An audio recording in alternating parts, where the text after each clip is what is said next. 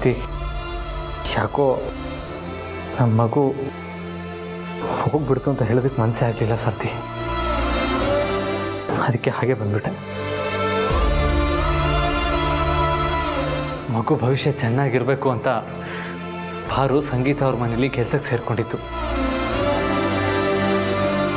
ಪಾರುಗೆ ಮಗುಗೆ ಯಾವ ತೊಂದರೆನೂ ಆಗಬಾರ್ದು, ಅವಳ ಹೆರಿಗೆ ಟೈಮಲ್ಲಿ ಅವಳು ಕೆಲಸ ಬಿಡಿಸ್ಬೇಕು ಅಂತ ನಾನು ಇನ್ನೊಂದು ಆಟೋ ತೊಗೊಂಡಿದ್ದು. ಇವತ್ತು ನಮ್ಮ ಹತ್ರ 2 ಆಟೋ ಇದೆ. ತಕ್ಕಮಟ್ಟಿಗೆ ಕೈಯಲ್ಲಿ ದುಡ್ಡು ಓಡಾಡ್ತಾ ಇದೆ. ಆದರೆ ಖರ್ಚು ಮಾಡೋದಕ್ಕೆ, ಚೆನ್ನಾಗಿ ನೋಡ್ಕೊಳ್ಳೋದಕ್ಕೆ ಮಗುನೇ ಇಲ್ವಲ್ಲ ಸಾರ್ಥಿ.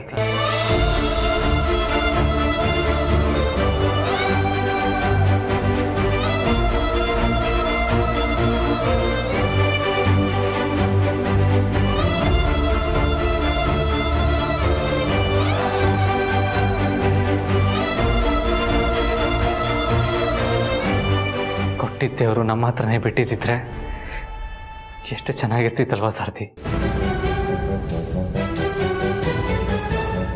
ದೇವರು ನಮ್ಮ ಮಗುನ ಕಿತ್ಕೊಂಡಿಲ್ಲ ಯಜಮಾನ್ರೆ, ನಮ್ಮ ಜೊತೆಗೆ ಬದುಕಲಿ ಅಂತ ಬಿಟ್ಟಿದ್ದಾನೆ. ಆದರೆ ನಾನು ಅರಸನ ಕೋಟೆಯಲ್ಲಿ ಬೆಳೀಲಿ ಅಂತ ಬಿಟ್ಟಿರೋದು. ಆ ಕ್ಷಣಕ್ಕೆ ಅದು ನಿಮಗೆ ಹೇಳ್ದೆ ತಗೊಂಡು ನಿರ್ಧಾರ. ಈಗೀಗ ನಿಮಗೂ ಹೇಳಬೇಕು ಅನ್ಸುತ್ತೆ. ಧೈರ್ಯ ಸಾಲ್ತಿಲ್ಲ. ಇವತ್ತು ನನ್ನ ಮಗುಗೆ ನಾನು ಹಾಲು ಕುಡಿಸಿದ್ದಕ್ಕೆ ಎಲ್ಲರೂ ನನ್ನನ್ನು ಅಪರಾಧಿ ಸ್ಥಾನದಲ್ಲಿಟ್ಟು ನೋಡ್ತಿದ್ದಾರ ಅನ್ನೋ ಭಯ. ಇಲ್ಲ, ಹಾಗಾಗಬಾರ್ದು. ಜನನಿಗೂ ಹಾಲು ಬರ್ತಾ ಇಲ್ಲ, ನಾನು ನನ್ನ ಮಗುಗೆ ಹಾಲು ಕೊಡ್ತಿಲ್ಲ ಅಂದರೆ ಹೇಗೆ? ಮೊದಲು ಸಾವಿತ್ರಕ್ಕನ ಹತ್ರ ಮಾತಾಡಬೇಕು. ನಾನು ಅಲ್ಲಿಂದ ಬಂದಮೇಲೆ ಏನು ನಡೀತು ಅಂತ ತಿಳ್ಕೋಬೇಕು.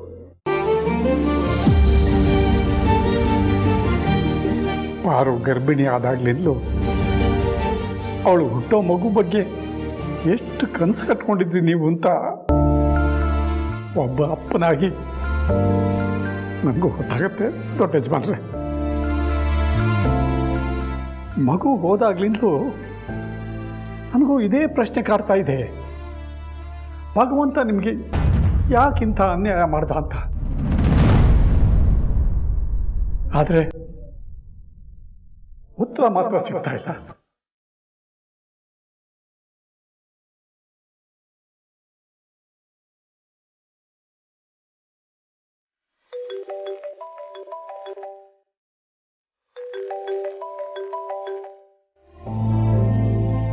ಹಲೋ, ಹೇಳಿ ಸರ್. ಹೌದಾ, ನಾನು ಈಗಲೇ ಬರ್ತೀನಿ ಸರ್. ಸಾಥಿ, ನಾನು ಚೂರು ಆಚೆ ಹೋಗ್ಬಿಡ್ತೀನಿ. ಪಾರ್ವತಿ ಜೋಪಾನ. ಯಾರ್ದು ದೊಡ್ಡ ಯಜಮಾನ್ರೆ ಫೋನು? ಇಷ್ಟೊಂದು ಆತರದಲ್ಲಿದ್ದೀರಾ, ಇಷ್ಟೊಂದು ಕೋಪವಾಗಿದ್ದೀರಾ? ಪೊಲೀಸ್ ಸ್ಟೇಷನಿಂದ ಕಾಲ್ ಬಂದಿತ್ತು. ಅನುಷ್ಕಾನ ಪತ್ತೆ ಮಾಡೋದಕ್ಕೆ ನಾನು ಕಂಪ್ಲೇಂಟ್ ಕೊಟ್ಟಿದ್ದೆ. ಇವಾಗ ಅವಳ ಮನೇನ ಪತ್ತೆ ಮಾಡಿದಾರಂತೆ. ಆದರೆ ಅವಳನ್ನ ನಂಬೋದಕ್ಕಾಗಲ್ಲ. ಅದಕ್ಕೆ ನಾನು ಹೋಗ್ತಾ ಇದ್ದೀನಿ ಸಾರ್ಥಿ. ಕೈಯಾರ ಅವಳನ್ನ ಹಿಡಿದು ಪೊಲೀಸವ್ರಿಗೆ ಕೊಡ್ತೀನಿ. ಸಾರ್ಥಿ, ಈ ವಿಷಯ ಯಾವುದೇ ಕಾರಣಕ್ಕೂ ಪಾರು ಗೊತ್ತಾಗೋದು ಬೇಡ. ಈಗಾಗಲೇ ಮಗುನ ಕಳ್ಕೊಂಡಿರೋದೆ ಅವಳಿಗೆ ಮರೆಯೋಕ್ಕಾಗದಿರುವಂಥ ನೋವು. ಮತ್ತೆ ಮತ್ತೆ ಮಗು ಸಾವಿನ ಕಾರಣ ಅವಳು ನೆನಪಿಸೋದು ಅವಳ ಆರೋಗ್ಯ ದೃಷ್ಟಿಯಲ್ಲಿ ಒಳ್ಳೆಯದಲ್ಲ. ನಾನು ಹೋಗಿ ಬರ್ತೀನಿ ಸಾರ್ಥಿ.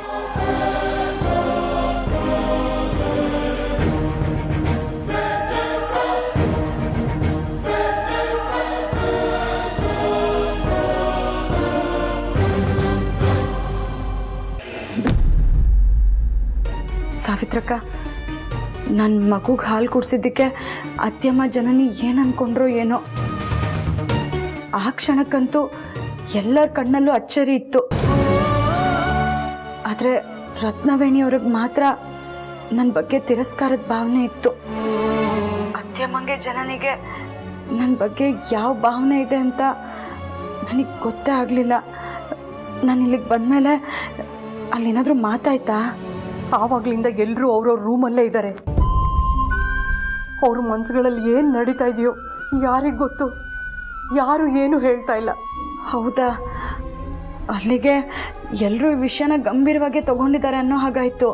ಹೌದು ಕಣೆ, ಹೌದು. ಹನುಮಂತಣ್ಣ ನಿನ್ನ ಆ ರೀತಿ ಹೇಳ್ಕೊಂಡು ಹೋದ್ರಲ್ಲ, ನಿನ್ನ ಮೇಲೆ ಕೈ ಮಾಡಿಲ್ಲ ತಾನೆ?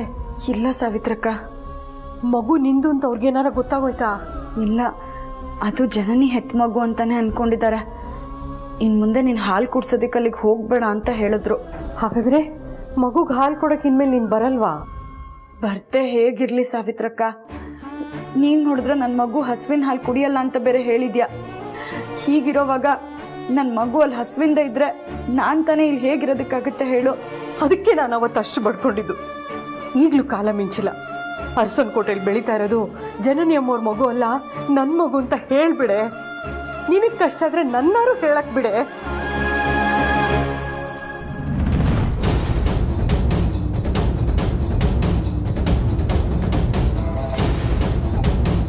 ಹಲೋ,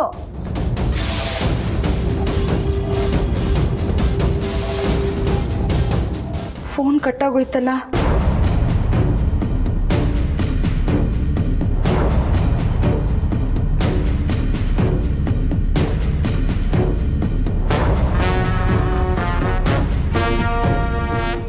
ಏನ್ ಹೇಳ್ದೆ ನೀನ್ ಪಾರ್ವತಿ ಹತ್ರ? ಮಗು ಜನನಿದಲ್ಲ ನಿಂದು ಅಂತ ಹೇಳ್ದ್ಯಾ? ಏನ್ ನಿನ್ ಮಾತಿನ ಅರ್ಥ?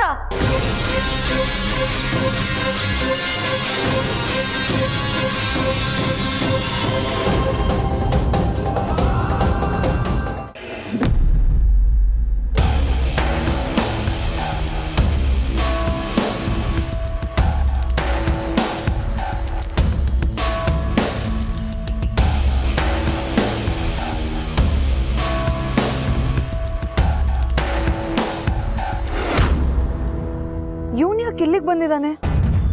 ನಾನಿರೋ ಜಾಗ ಇದೆ ಅಂತ ಗೊತ್ತಾಗೋಯ್ತಾ?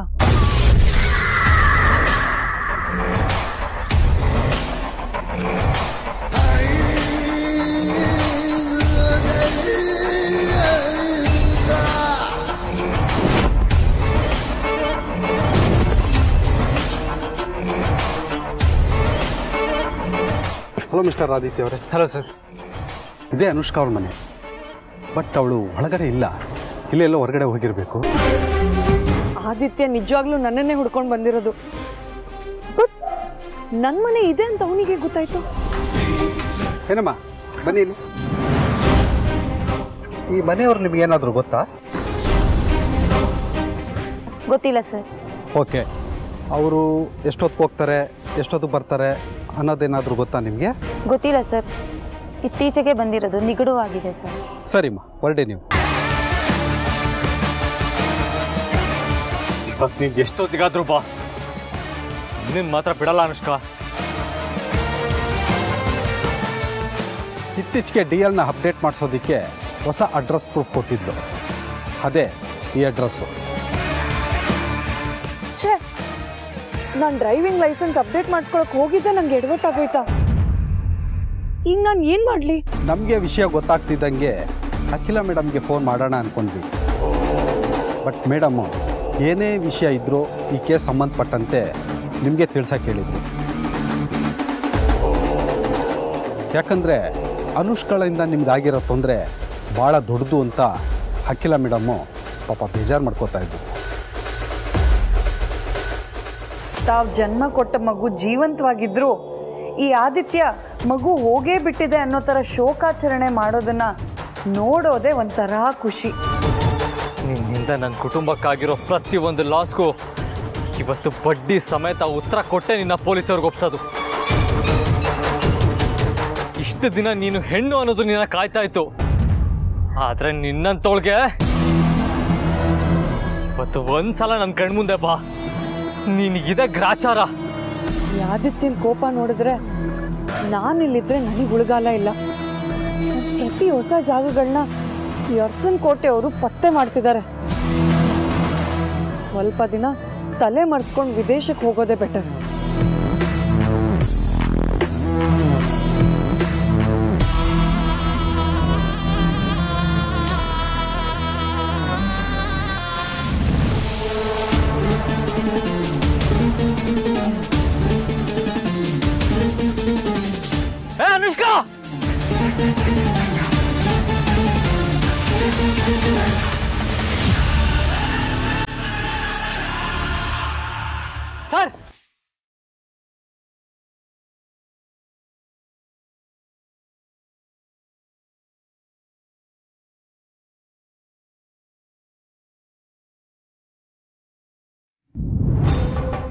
ಹತ್ರಕ್ಕ ಮಾತಾಡ್ತಿದ್ದ ಹಾಗೆ ಫೋನ್ ಕಟ್ ಮಾಡಿಬಿಟ್ರಲ್ಲ, ಯಾಕಿರ್ಬೋದು? ನನ್ನ ಮಗು ಏನಾದರೂ ಮತ್ತೆ ಅಳೋದಕ್ಕೆ ಶುರು ಮಾಡ್ತಾ, ಅಥವಾ ನನ್ನ ಹತ್ರ ಮಾತಾಡ್ತಿರೋದನ್ನ ಯಾರಾದರೂ ಕೇಳಿಸ್ಕೊಂಡ್ರಾ?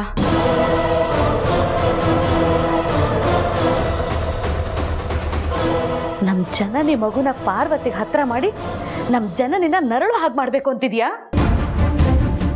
ಜನನಿ ಹೆತ್ತಿರೋ ಮಗುಗೆ ಆ ಪಾರ್ವತಿ ಬಂದು ಹಾಲು ಕುಡಿಸೋದು ಅಂದ್ರೇನು? ಓಹೋ, ಇದಕ್ಕೆಲ್ಲ ನಿಂದೆನಾ ಕುಮ್ಮಕ್ಕು?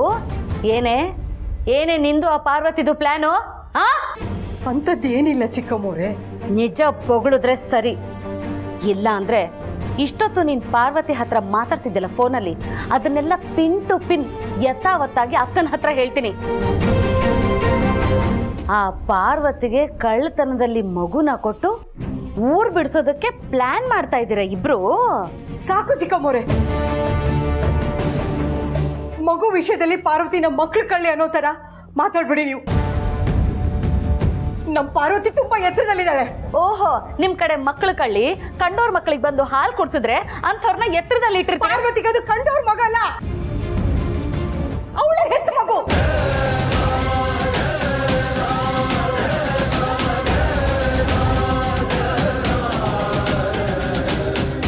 ಅದನ್ನ ಕಳ್ತಲ್ದಲ್ಲಿ ತಗೊಂಡು ಊರ್ ಬಿಡೋ ಅಗತ್ಯ ಯಾಕೆ ಬರುತ್ತೆ ಅವಳಿಗೆ?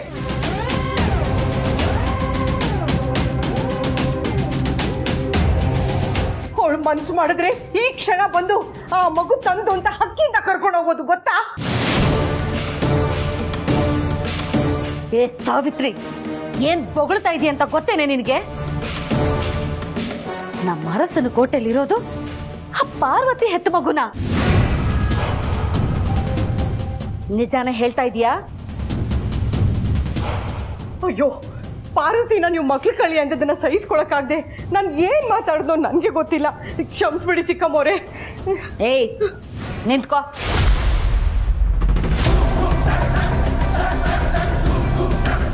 ನನ್ನ ಹತ್ರನೇ ಈ ಕಣ್ಣ ಮುಚ್ಚಾಲೆ ಆಟನಾ? ನಿಜ ಹೇಳಿದ್ರೆ ಸರಿ, ಇಲ್ಲ ಅಂದ್ರೆ ನೀನು ಪಾರ್ವತಿ ಹತ್ರ ಫೋನಲ್ಲಿ ಮಾತಾಡಿದ್ದು, ಇಷ್ಟೊತ್ತು ನನ್ನ ಹತ್ರ ಹೇಳಿದ್ದು, ಇದನ್ನೆಲ್ಲ ನಾನು ಅಕ್ಕನ ಹತ್ರ ಹೇಳ್ಬೇಕಾಗತ್ತೆ. ಮಗು ಸತ್ಯ ಅಖಿಲಮ್ಮಂಗೆ ಗೊತ್ತಾಗೋದು ಪಾರ್ವತಿಗೆ ಇಷ್ಟ ಇಲ್ಲ. ಈಗ ಹೆಂಗೂ ಇವರಿಗೆ ಅರ್ಧಂಬರ್ಧ ವಿಷಯ ಗೊತ್ತಾಗಿದೆ. ಇವ್ರಿಗೆ ಪೂರ್ತಿ ವಿಷಯ ಹೇಳಿ ಕೈಕಾಲು ಹಿಡ್ಕೊಳ್ಳೋದೇ ಒಳ್ಳೇದು. ಬೊಗಳ್ತೀಯ ಅಲ್ವಾ? ಹೇಳ್ತೀನಿ ಚಿಕ್ಕಮ್ಮೋರೆ, ಈಗ ನೀವೆಲ್ಲರೂ ಜನನಿ ಮಗು ಅನ್ಕೊಂಡಿರೋದು ಪಾರ್ವತಿ ಮಗು.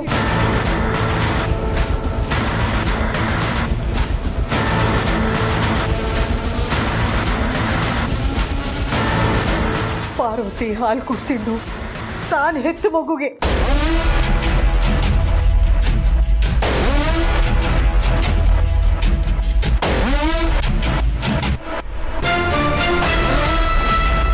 ಅವತ್ತು ಆಸ್ಪತ್ರೆಯಲ್ಲಿ ಸತ್ತಿದ್ದು ನಮ್ಮ ಪಾರ್ವತಿ ಮಗು ಅಲ್ಲ, ಜನನಿ ಅಮ್ಮವ್ರ ಮಗು.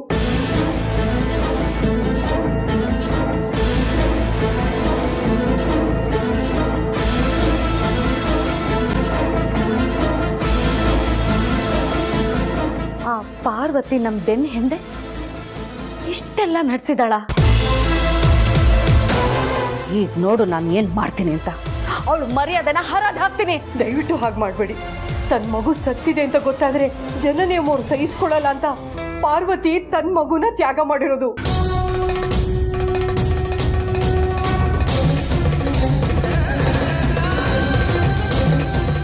ಅರಸನ್ ಕೋಟೆಗೆ ತಾನು ಹೆತ್ತು ಮಗುನೇ ಬಿಟ್ಕೊಟ್ಟು ಈಗ ತನ್ನ ಮಗುನೇ ಕದ್ದು ಮುಚ್ಚಿ ನೋಡ್ಕೊಂಡು ಹೋಗ್ತಿದ್ದಾಳೆ. ಪಾಪ, ಅವಳ ಉದ್ದೇಶ ಒಳ್ಳೇದೇ ಇದೆ. ಕರಳು ಬಳ್ಳಿನ ಕಿತ್ತು ಬೇರೆ ಕಡೆ ಬೆಳೆಯೋದಿಕ್ಕೆ ಕೊಟ್ಟಿದ್ದಾಳೆ.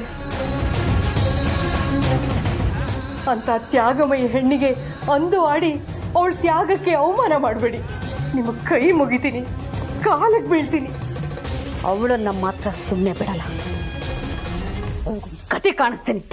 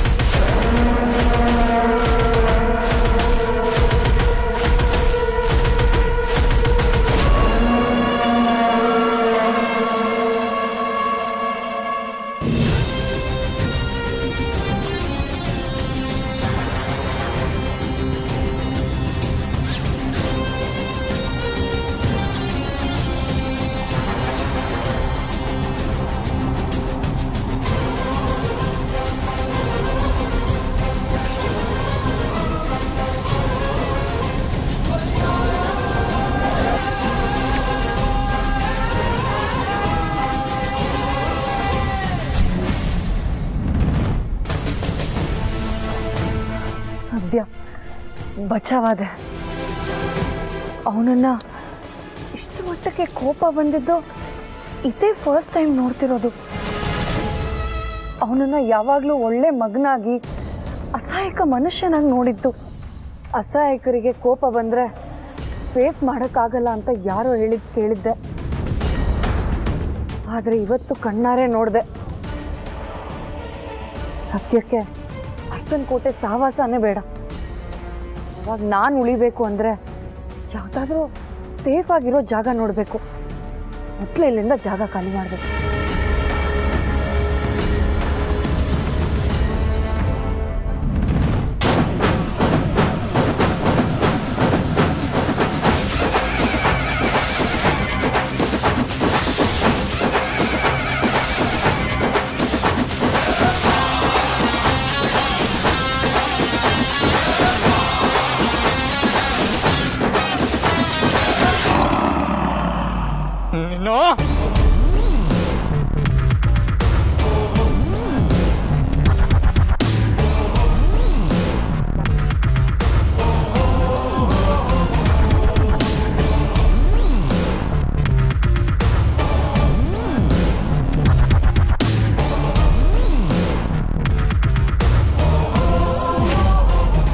ನಿನ್ನಿಂದ ನಮ್ಮ ಅರಸನ ಕೋಟೆಗೆ ಎಷ್ಟೊಂದು ತೊಂದರೆ ದ್ರೋಹ ಆಗಿದೆ.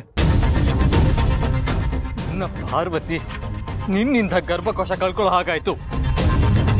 ನನ್ನ ಪಾರು ಕನ್ಸಿನ ಮಗು ನಿನ್ನಿಂದ ಕಳ್ಕೋಬೇಕಾಯ್ತು. ಆ ದುಃಖ ನೋವು ಹೇಗಿರುತ್ತೆ ಅನ್ನೋ ಅರಿವು ನಿನಗಿದ್ಯಾ? ಜೀವದ ಬೆಲೆ ಗೊತ್ತಾ ನಿನಗೆ? ಗೊತ್ತಿದ್ದಿದ್ರೆ ಹೊಸರಿ ಹುಡುಗಿ ಪಾರ್ವತಿ ಹೊಟ್ಟೆ ಪೆಟ್ಟಾಗೋ ಥರ ಅವಳನ್ನ ತಳ್ಳಿ ಬೀಳಿಸ್ತಾ ಇರಲಿಲ್ಲ. ಸಿಕ್ಕಿದ್ರೆ ಸಾಕು ನೀನು ಕುತ್ತಿಗೆ ಹಿಸ್ಕಿ ಸಾಯಿಸ್ಬೇಕು ಅನ್ನೋಷ್ಟು ಕೋಪ ರೋಷ ಎರಡೂ ಇತ್ತು, ಈಗಲೂ ಇದೆ.